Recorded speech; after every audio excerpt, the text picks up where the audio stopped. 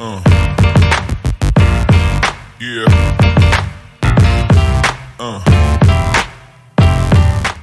Olá, hoje vamos explorar a teoria tradicional da educação, uma abordagem que mudou a forma de como as aulas eram conduzidas por séculos. Vamos entender o que é essa teoria tradicional e examinar suas características e como ela impactou a educação. Os conceitos sobre teoria, e falando de uma forma geral, é em compreender como essa realidade impacta o processo educativo, ou seja, como as escolas ou os professores, o sistema de ensino, organizaram esses momentos de aprendizagem para uma necessidade social. E aí, levando em consideração isso, visões diferentes sobre a realidade, percebemos que não existe apenas uma teoria. E aí temos a teoria tradicional, a teoria crítica, a teoria pós-crítica de currículo. Cada uma dessas vê o ser humano de uma forma diferente. Neste vídeo, vamos se ater apenas à teoria tradicional. Então, a teoria tradicional se coloca como neutra. O que isso quer dizer?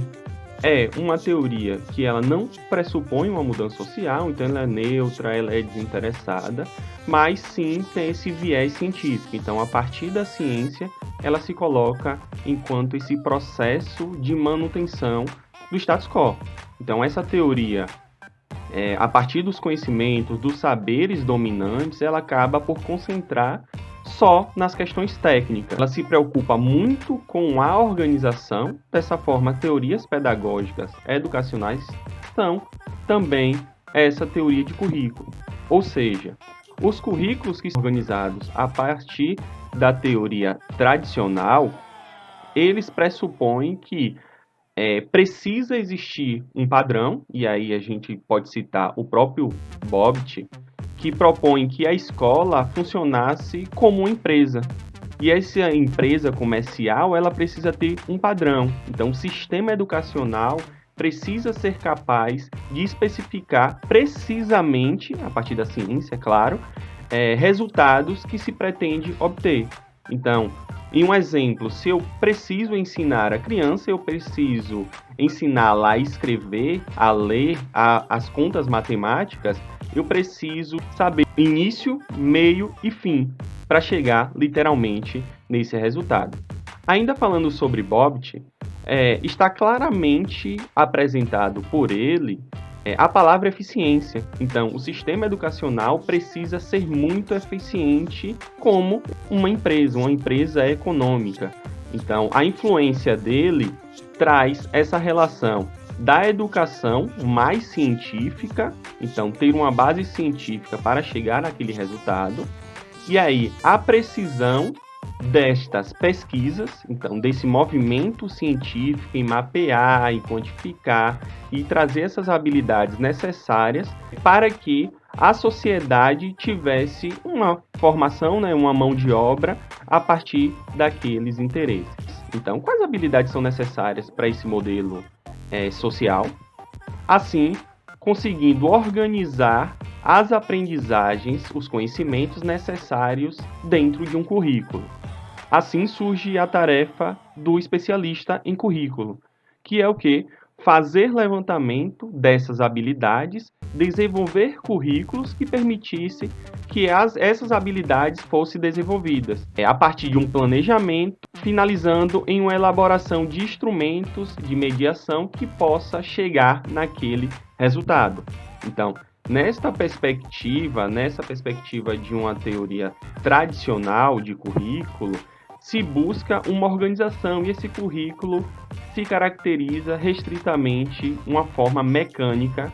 Então, o que é que eu posso fazer para chegar naquele resultado, mas de maneira científica. Um elemento importante para ser analisado, na própria literatura estadunidense aparece a questão do desenvolvimento curricular. E nessa perspectiva considera as finalidades da educação estão dadas pelas exigências profissionais da vida adulta. Ora, se eu estou formando crianças, adolescentes para uma sociedade, para uma necessidade social, a partir do trabalho, percebe-se que essa formação de mão de obra necessita estar vinculada com esse contexto social, logo, precisa-se dominar algumas técnicas, habilidades que são necessárias para a vida futura. Uma crítica realizada por John Dewey estava na preocupação de uma construção mais democrática, de uma sociedade mais democrática. E aí falando também desse funcionamento econômico. Por outro lado, Bobbitt não estava preocupado com isso, nem a teoria tradicional estava preocupado com a mudança social. Em muitos momentos houveram embates do que deveria ser feito com a organização de currículo necessário e ideal para um contexto social. A teoria tradicional estava propondo uma organização que tinha uma finalidade social, né? A finalidade de um trabalho futuro, pautado na própria ciência e fechado ali em uma técnica de uma atividade que era global para todos os alunos, estabelecendo uma eficiência, então todos precisariam estar pares nessa produção. Então todos os alunos precisariam ter a mesma velocidade na leitura, conseguir as mesmas competências. Assim, quando se tem um padrão, permite que não ocorra uma variação daqueles elementos. O que isso quer dizer? Se eu tenho mesmo padrão de aprendizagem naquele espaço, logo eu formo pessoas diferentes, claro, mas com as mesmas competências. Se pensarmos o papel da escola, a escola consistia em preparar intelectualmente, cientificamente, esses alunos para assumir posições da sociedade. E aí a escola tem enquanto compromisso, e um compromisso social, cultural, em organizar, né, em propor espaços para que esses alunos, ao sair dali, consigam se inserir nesse mundo do trabalho, nessa vida profissional, nessa vida adulta. Os conteúdos são estabelecidos a partir dos valores sociais. Então, a partir do que é demandado para uma vida adulta, são elencados enquanto conhecimentos necessários a ser aprendidos dentro de sala. O método a ser ensinado ou a forma de ensinar em sala de aula era muitas vezes associada a generalizações, a aplicações, apresentando este conteúdo, a relação do professor-aluno era distante. Então, o professor era aquele detentor do conhecimento, ele sabia muito para ensinar, então os alunos eram apenas uma tábua rasa, né, que deveria acessar esse conhecimento a partir desse tutor, dessa pessoa que está ali ensinando. O professor transmitia esse conhecimento de forma verdadeira, então era um conhecimento inquestionável.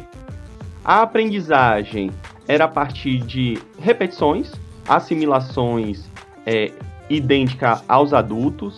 Os programas era levado em uma proporção lógica, então era repetitivo, era mecânico. Então a escola não estava preocupada, de certo modo, como esses alunos iam formar humanamente, e aí abro parêntese, né, humanamente, pensando as outras competências necessárias para uma vida em sociedade, mas só pensando algumas gamas de conhecimentos ou selecionando o que era necessário para essa inserção desses alunos em um contexto social.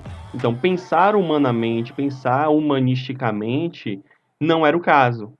Em suma, a teoria tradicional, ela tem uma visão de mundo, entende como a aprendizagem ela deve acontecer, qual é o perfil desses alunos ou como esses alunos precisam acessar o conhecimento.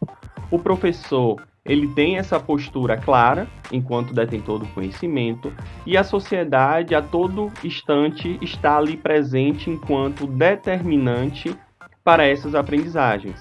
E aí a escola está ali sendo mediada por essas aprendizagens, então esses currículos, as seleções dos conhecimentos que são colocados em sala de aula são determinados muitas vezes externamente à escola. Não é pensado coletivamente, os alunos eles não são consultados, mas esses conhecimentos adentram o contexto escolar e determinam essas aprendizagens, logo a aula, elas são conduzidas por essa necessidade. Agradeço por assistir, espero que esse vídeo tenha contribuído para a aprendizagem sobre a teoria tradicional. Não esqueça de compartilhar suas opiniões com a gente em sala e se inscreva em nosso canal.